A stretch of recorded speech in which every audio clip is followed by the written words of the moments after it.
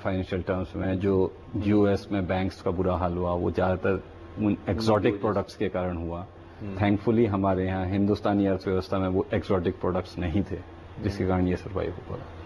अब जिस समय ये हालात हैं कि पैसा जो है वो लिमिटेड है, सरकार के पास आमदनी लिमिटेड है, उसको बहुत सारे यूज हैं, तो जिस तरह से भी पैसा आए, चाहे वो एफडीआई के थ्रू आए या आपका जो इंडिविजुअल हैं, प्राइवेट सेक्टर है, उसका पैसा आए, जिस हिसाब से हम बैंकों का पूंजी बेस या इक्विटी बेस बढ़ेगा, उसमें ज्यादा पैसा आएगा और वो पैसा वो हमेशा फायदेमंद होगा। अब जैसे पेंशन सेक्टर है, अब अगर जो पेंशन फंड्स हैं वो केवल भारत सरकार के जीसेक्स में ही लगाएंगे तो उन्हें क्या मिलेगा? उनकी आमदनी होगी 9% से कम। आज की डेट में 10 साल का जो जीसेक है वो 8.2 8.3 के करीब है। तो अगर 8.2 8.3% में एनुअल रिटर्न मिलेगा तो अपना जो खर्चा है उसके बाद वो इन्वेस्टर को क्या रिटर्न दे पाएंगे? तो इसके लिए स्पेशलाइज लोग, जो लोग डे टू डे बेसिस पे आपके एवेन्यूज ढूंढ सकें, राइट इन्वेस्टमेंट डिसीजन, जिससे ना ये भी नहीं होना चाहिए कि लालच के कारण वो सारा पैसा डूब जाए, परंतु जो रिटर्न है वो ऐसा मिले इन्वेस्टर को कि वो रिटायरमेंट पे आसानी से अपना गुजारा कर सके। यहाँ पर और कुछ आखिरी दो तीन मिनट आपसे समझना चाहूंगा रमेश वासवानी की, किस तरह बिजनेसेस देख रहे हैं ये पूरी हाइप कहें या ये जो स्लो डाउन के और कैसे कोप अप कर रहे हैं? क्या क्या हम देखने वाले हैं? क्या बहुत सारी नौकरियां जाने वाली हैं? क्या बहुत सारे इन्वेस्टमेंट्स कट होने वाले हैं जो हम जिसके बारे में आप कह रहे थे, या कुछ और? कैसे कोप अप कर रहे हैं लोग? इस वक्त इंडस्ट्रीज कोप कर रही हैं अपने इंटरनल खर्चे घटाने के वजह से। और जब खर्चे घटते हैं कोई भी कंपनी में तो ये जरूर देखा जाता है कि अगर कोई सरप्लस मैन पावर है तो उसको हटाना बहुत जरूरी होता है। अगर कोई सरप्लस स्पेस है तो उसको हटाना जरूरी होता है।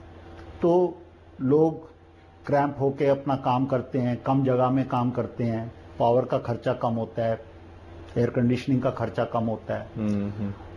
तो जब ना सब कुछ ठीक चल रहा होता है तो इंडस्ट्री का ध्यान इन चीजों पे कम पड़ता है और रिक्रूटमेंट बढ़ जाती है। कई बार लोग आइडल बैठे होते हैं। मेरी समझ में अगर हर कंपनी में हर आदमी के पास 10 घंटे का काम हो और 8 घंटे में खत्म करने की कोशिश करे तो सवाल नहीं है कि कोई एडिशनल खर्चा कंपनी को बेयर करना पड़े।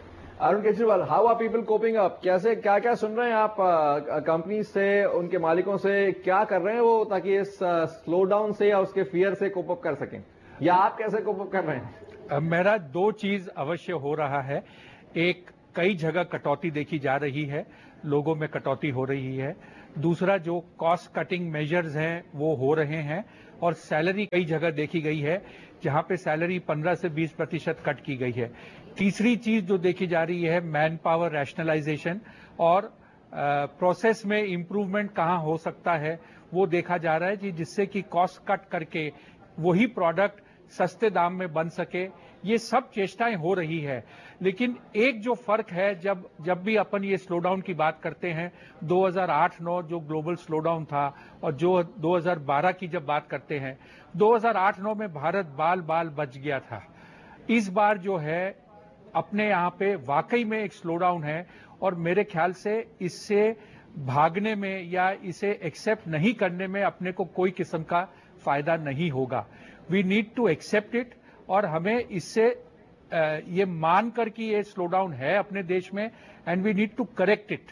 अगर ये करेक्ट करने की चेष्टा नहीं करेगी सरकार, इंडस्ट्री मिलकर, तो शायद ये काफी लंबा समय तक चले और जब तक अगले चुनाव नहीं अनाउंस हो ये स्लो डाउन से अपन शायद निकल नहीं पाए।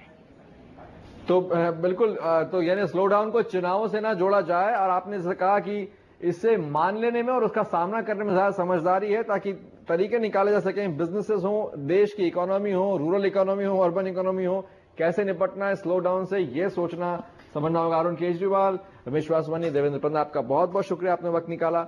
मनी मंत्रा में आज इतना ही।